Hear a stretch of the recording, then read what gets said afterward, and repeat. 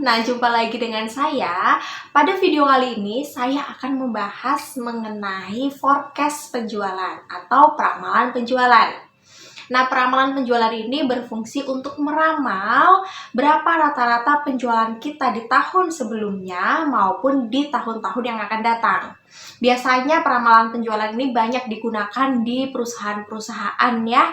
Jadi, buat teman-teman yang ingin tahu bagaimana cara menentukan peramalan penjualan, silakan tonton video ini sampai akhir dan semoga materi yang saya sampaikan bermanfaat buat teman-teman. Oke, terima kasih. Oke teman-teman, sekarang kita membahas mengenai forecast penjualan ya, atau peramalan penjualan. Jadi di sini kita akan meramalkan penjualan selama 5 tahun terakhir itu seperti apa gitu, atau penjualan 5 tahun ke depan itu seperti apa, seperti itu ya. Jadi dalam menentukan forecast, ini ada beberapa metode. Yang pertama, forecast penjualan secara statistik. Ini sendiri ada 6 metode ya. Yang pertama di sini kuadratik, kemudian tren bebas, kemudian setengah rata-rata, kemudian tren moment, kemudian metode least square, kemudian yang terakhir adalah metode korelasi dan metode regresi. Nah, yang kedua, di sini menggunakan forecast penjualan dengan metode khusus. Ada analisis produksi, kemudian produk lain, dan penggunaan akhir. Oke, yang pertama di sini kita akan membahas metode tren bebas. Ya, nah kalau tren bebas ini kita harus tahu dulu nih ya, data 5 tahun terakhir penjualan. Ini datanya dari tahun 95 sampai ke 99. Data penjualannya masing-masing ini. Nah, kemudian kita buat grafiknya ya. Ini sumbu X gitu, ini sumbu Y. Di mana sumbu X-nya itu adalah tahun. Nih ya. Kemudian sumbu Y-nya adalah jumlah penjualan. Oke, misalnya tahun 95 jualnya 150. Nah, maka titiknya ada di sini. Tahun 96 jualnya 158. Oke, maka titiknya di sini. Begitu juga sampai tahun 99, berarti di sini. Nah, jika sudah, kita tarik garis lurus. Ya, dari yang ujung sini sampai ke ujung sini kita tarik garis lurus.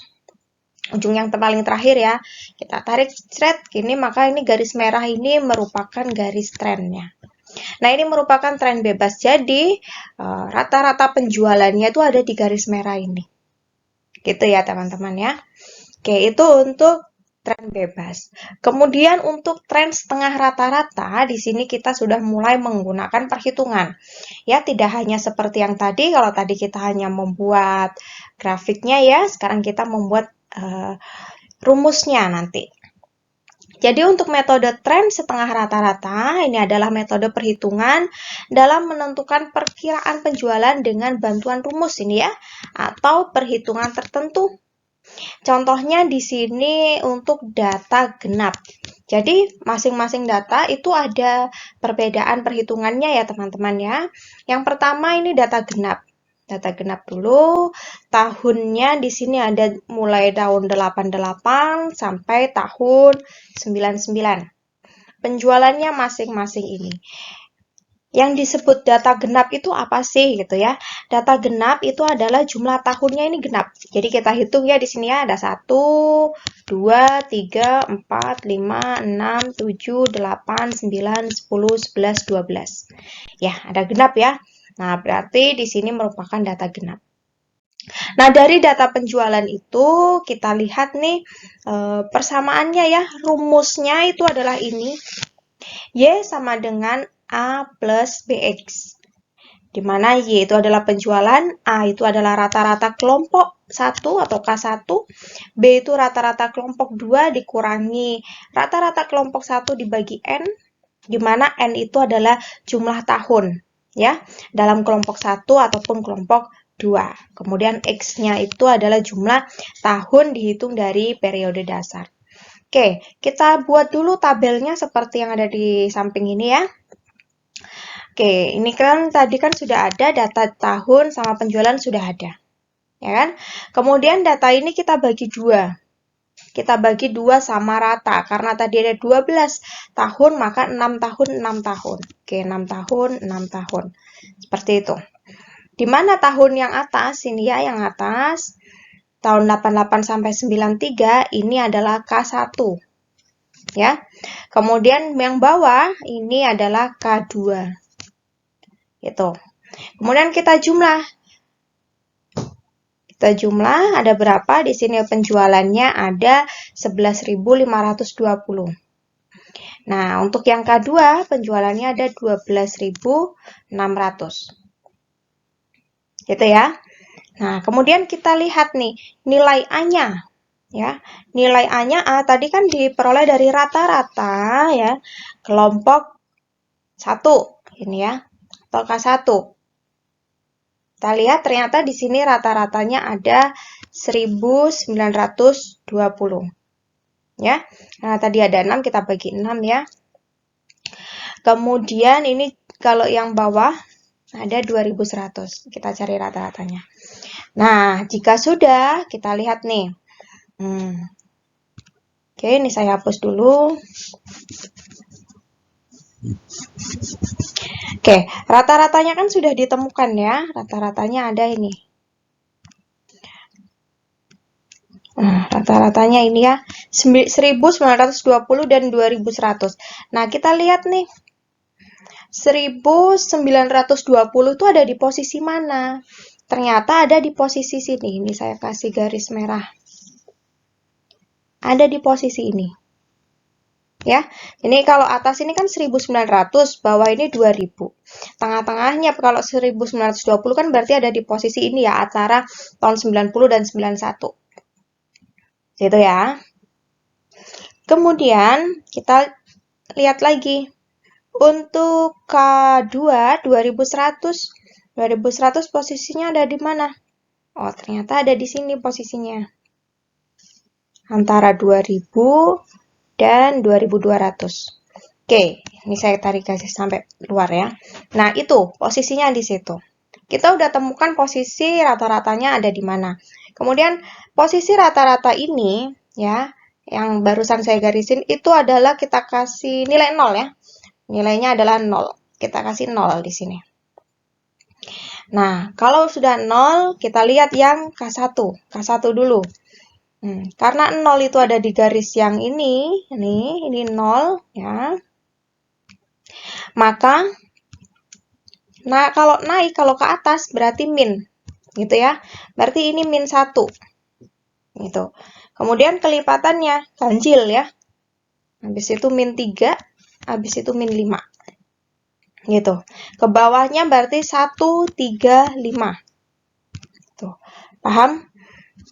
Gitu ya. Nah, kenapa kok nggak min 1, min 2, min 3, min 4, min 5? Kenapa kok tidak seperti itu? Karena di sini data 0 itu ada di tengah-tengah ya teman-teman ya. Ada di tengah-tengah seperti ini. Nih, ada di garis tengah-tengah ini kan. Nah, karena ada di garis tengah-tengah itu, ya, ada di garis tengah-tengah ini kan. Nah, maka setiap dia naik satu tingkatan itu naik 1. Nah, ini berarti naik di tengah-tengah sini. Berarti posisi min 2 itu ada di sini.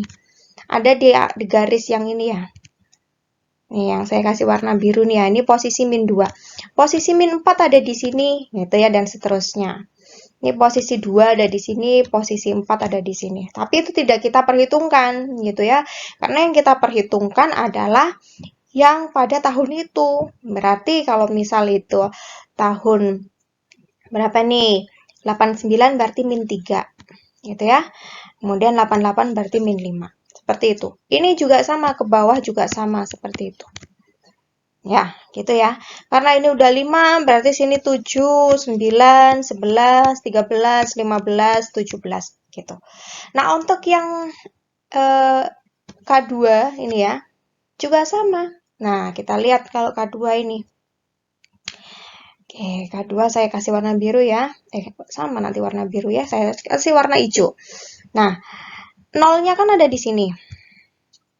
Nolnya ada di sini. ya kan?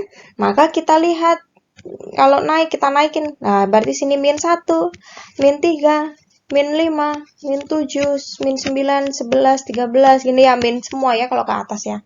Kalau ke bawah plus, berarti 1, 3, 5. Oke, seperti itu ya teman-teman ya. Oke, ini saya hapus. Selanjutnya kita lihat rumusnya. Ya, kita sudah ketemu A, ada 1920 kan. Kemudian rata-rata K1 dan K2 sudah ketemu, N-nya sudah ada 6, nah, maka kita mencari B. B-nya ada berapa? Ya, B-nya di sini kita masukkan rumus yang ada di sini nih, ya. Berarti rata-rata kelompok 2 ya 2100 dikurangi rata-rata kelompok 1 1920 dibagi N, N-nya ada 6. Ya, maka ketemu 30. Oke, lalu kita masukkan ke rumus yang paling atas sendiri ini ya, persamaan ya, persamaan Y sama dengan A plus BX ya. Yang ini ya. Nih. Kita masukkan Y sama dengan A. A-nya kan 1920. Nah, B-nya kan 30. Nah, ini. B-nya ini kan 30 ya. Kita hitung tadi ada 30 ini.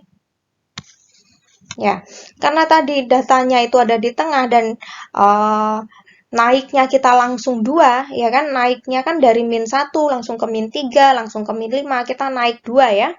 Bukan naik 1, maka ini perlu kita bagi 2. Jika bagi 2 maka ketemu 15. Maka B yang sesungguhnya ya, B yang sesungguhnya itu ada 15. Maka 15 kita masukkan di sini. Kan BX ya, 15X. Oke, kita sudah ketemu nih persamaannya. Kalau sudah ketemu persamaannya gampang. Kalau kita mau forecast. Nah, ini menjadi kunci. Kunci perhitungan ada di sini. Gitu ya. Oke. Nih. Langsung kita lihat tahun 88. Y tahun 88. Kita masukkan dari rumus. Berarti 1920 ditambah 15 dikali X. X-nya tahun 88 ada min 5 nih. Ya kan? Maka kita masukkan min 5 hasilnya 1845. Gitu ya. Kemudian tahun 99 kita masukkan X-nya ada 17. Maka ada Y-nya ada 2175. Nah, ini peramalannya seperti itu. Itu ya, teman-teman. Dari persamaan tadi yang sudah kita buat ya, maka kita bisa membuat tabel seperti ini. Nah, ini diperoleh dari rumus yang tadi ya, Y sama dengan A plus BX. Ya, itu masukkan ke persamaan yang tadi itu, yang sudah kita hitung sebelumnya. Ya, jadi ini tahun 88 sampai 99. Nah, ini merupakan tren. Ya, ini trennya. Terus kita buat grafiknya seperti ini. Ya. Nah, misalnya tahun 88 di sini. Kita lihat 88 itu unitnya ada 1845. Oke, posisinya di sini, gitu ya. Terus tahun 89 ada 1875, posisinya di sini. Tahun 90 ada 1905, posisinya di sini, gitu ya. Dan seterusnya, maka kebentuklah garis yang warna biru ini. Garis warna biru ini merupakan garis tren. Gitu, teman-teman. Ya.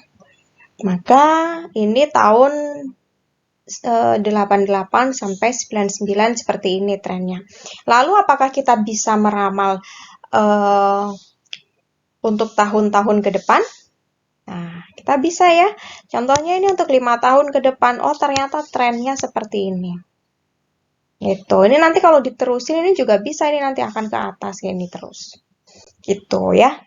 Ini untuk metode tren setengah rata-rata. Oke, itu tadi untuk data yang genap ya teman-teman ya. Sekarang kita menggunakan data ganjil. Data ganjil kita lihat di sini datanya ada 5 ya, 5 tahun penjualannya ini gitu. Lalu kita buat tabel seperti ini sama. Nah, karena ganjil, kita bagi dua nih. Berarti tengah-tengahnya kan ada di tahun 97. Berarti ada di sini nih tengah-tengahnya. Ya, kita bagi dua. 97 ada di atas dan bawah ya, ini ya. Ada di sini dan di sini. Kemudian kita lihat semi totalnya ada 445 dan 486. Rata-ratanya karena ada 3 ya. Datanya jadi sekian. Nah, kita lihat nih.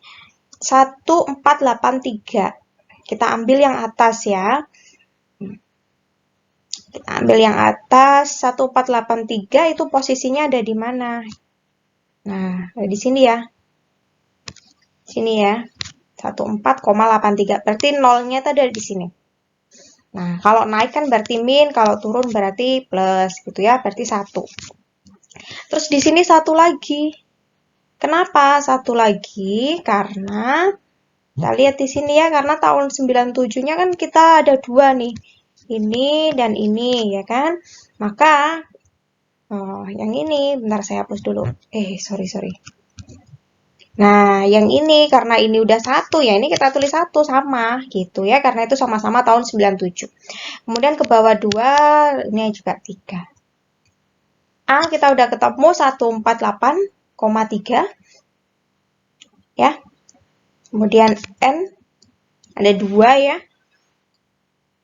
Maka di sini sebentar B-nya kita lihat B-nya di sini itu berarti 162 kurangi yang ini ya 148,3 bagi 2, maka ketemu sekian. Udah, besok kita masukkan ke dalam persamaan ini, maka ketemu ini. Ya, gitu ya teman-teman ya. Jadi untuk B, untuk yang data ganjil, B-nya nggak perlu dibagi 2 lagi. Gitu, karena dia kan naiknya sudah satu satuan. Gitu. Maka kita lihat nih peramalannya tahun 95, kita masukkan ke rumus. Karena 95 itu X-nya min 1, maka kita masukkan X, min 1 ketemu 141,45. 141,45 ya, tadi ya. Nah, kita lihat nih. Ini semua dimasukin ya teman-teman ya. Nah, masukin ke rumus yang tadi Y sama dengan A plus BX. Nah, kita lihat ternyata trennya bentuknya seperti ini. Ini ya yang garis biru ini ya. Garis biru ini merupakan tren. Kemudian untuk tahun-tahun selanjutnya sama gitu ya. Sama seperti yang data genap gitu. Perhitungannya sama. Cuman bedanya tadi hanya di penomorannya ya, penomoran nolnya itu ada di letaknya beda karena pembagiannya kan berbeda tuh. Kalau genap kan enak ya, jadi separuh-separuh gitu. Kalau ganjil kita harus membagi 2 di tahun tertentu. Gitu.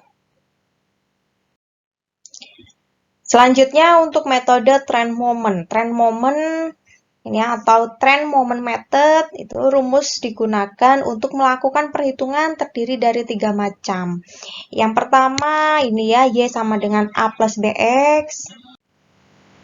Kemudian yang kedua ini ya sigma Y sama dengan N kali A plus B kali sigma X. Yang ketiga ini sigma XY sama dengan A kali sigma X ditambah B kali sigma X kuadrat. Nah, ini untuk penjelasannya. Sama, penggunaannya sebenarnya sama ya.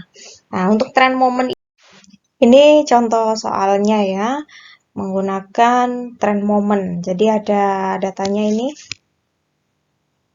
1, 2, 3, 4, 5 ya. Ada 5 tahun penjualannya ini. Kita buat data begini ya. Nah, kalau trend moment kita lihat ini data penjualannya kan sama ya kayak yang di atas. X-nya dimulai dari 0 itu yang di atas. 0, 1, 2, 3, 4 dan seterusnya ya karena ini cuma sampai 5 tahun jadi sampai 4. Nah, kemudian XY ya tinggal dikali.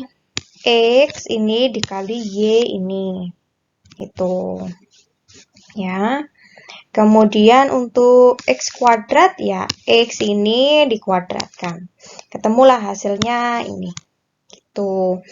Nah, kemudian kita masukkan ke rumus 2 sama rumus 3. Ya. Yaitu sigma Y berarti 760 sama dengan datanya tadi ada 5 ya, berarti 5A atau NA ditambah sigma X ya. Sigma X-nya kan 10 ya, 10B gitu. Nah, kita mau cari B-nya dulu gitu ya. Kemudian kita masukkan ke rumus ketiga. Rumus ketiga juga sama. Masukkan semua. Jadi udah masuk rumus 2 dan rumus 3. Nah, kita buat seperti ini.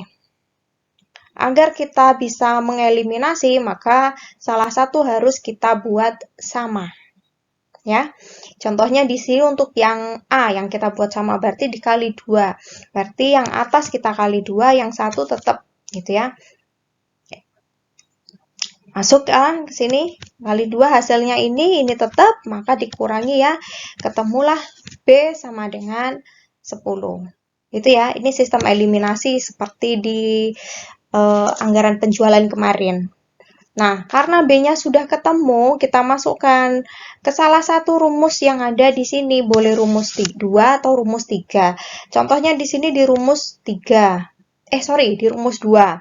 Nah, maka rumusnya kan 5A plus 10B. 5A plus 10 karena B-nya ada 10, berarti diganti 10. Berarti 5A plus 100, A-nya ketemu 132. Maka persamaannya ketemu 132 sama dengan 10X gitu ya. Oke, kita buat sama ini perhitungannya juga sama, dimasuk-masukkan, maka trennya ketemu ini. Ya. Kemudian garisnya seperti ini. Untuk trennya nih yang warna biru. Seperti itu. Nah, untuk selanjutnya ini metode least square. Ini juga hampir sama dengan metode yang sebelumnya ini ya. Nah, kita lihat rumusnya juga ada 3. Ini ya. Rumusnya ada 3. Contohnya, datanya ini ganjil sama. Kita buat nih. X kuadrat dan XY. Tadi kan sudah diketahui tahun dan penjualan ya. Nah, X-nya karena datanya ganjil kita masukkan di sini. Langsung masukkan di tengah-tengah. Tengah-tengah ini karena ganjil ya. Kalau genap sistemnya sama seperti yang di awal tadi ya. Nah, pembuatan ininya, pembuatan X-nya. Nah, X kuadrat ya tinggal kita kuadratin. Dikuadratin semua. X-nya tinggal dikali Y. Ketemu. Akhirnya ketemu ini. Kemudian A-nya ternyata ada 152. B-nya ada 10. Maka persamaannya Y sama dengan 152 plus 10X. Nah, ini untuk mencari A dan B itu pakai rumus yang sebelumnya ya. Sebelum slide ini kan ada rumus tuh A sama dengan berapa, B sama dengan berapa. Oke, sehingga tren yang terbentuk adalah ini. Gitu. Kemudian forecast penjualan ke depannya seperti ini. Nah, ini tuh hasilnya sama dengan metode sebelumnya, gitu ya. Yang metode momen. Gitu. Selanjutnya ini metode korelasi dan metode regresi. Nah, untuk metode ini rumusnya ini ya, di mana A itu adalah jumlah pasang observasi dan B itu adalah koefisien regresi. Nilai A dan nilai B dapat ditentukan melalui rumus yang ini. Ya, dan yang ini. Oke, kita lihat. Forecast penjualan susu bayi akibat tingkat kelahiran. Ada tahun di sini ya. Kemudian jumlah susu bayi dan tingkat kelahirannya. Oke, kita lihat nih trennya seperti apa. Tahunnya ini, susunya ini, tingkat kelahirannya ini kita buat XY, X kuadrat, dan Y kuadrat. X-nya ya tinggal dikalikan gitu ya, X kuadrat dikuadratkan dan Y kuadrat tinggal dikuadratkan. Kemudian kita masukkan ke rumus, ini rumus B yang tadi ya sebelumnya ini, dan ini rumus A. Rumus A-nya ini. Ya, B kita masukkan. N-nya kan 5, masukkan sini 5. N dikali sigma XY, sigma XY-nya 378, dikurangi ya, X dikali dikali Y. Ya, dibagi sama dengan, dibagi N dikali X kuadrat dikurangi sama X, ketemu sekian. Maka kita bulatkan jadi 0,55. Nah, untuk A di sini kita lihat A ini ya, sama dengan Y, Y-nya kan 1500 ya, dikurangi B, B-nya tadi udah ketemu, kemudian dikali sama X, dibagi N. Ketemu hasilnya 168. Maka kita udah lihat, udah ketemu nilai A dan nilai B, kita bisa membuat persamaan seperti ini. Itu ya. Nah, kemudian ini nilai tren yang membentuk garis lurus ya di tahun 95 sampai 99. Dari persamaan tadi kita masukkan ternyata trennya sekian. Kemudian ini jumlah produk yang diperkirakan akan terjual untuk tahun 2000 sampai 2004. Ditentukan dengan memasukkan variabel X yang berasal dari persamaan regresi. Maka kita lihat nih, penjualan di tahun 2000, ini pembulatan ya maksudnya ya, ada 392,4 atau 392 kaleng, ini segini. Itu sama sebenarnya teman-teman, cuman bedanya ada di rumusnya, cuman dalam mengerjakannya kita sama ya. Oke, demikian yang bisa saya sampaikan. Semoga ilmu ini bermanfaat buat teman-teman. Jika teman-teman mau bertanya, boleh email saya ya di sini atau DM saya di Instagram. Oke, sekian materi yang bisa saya sampaikan. Terima kasih.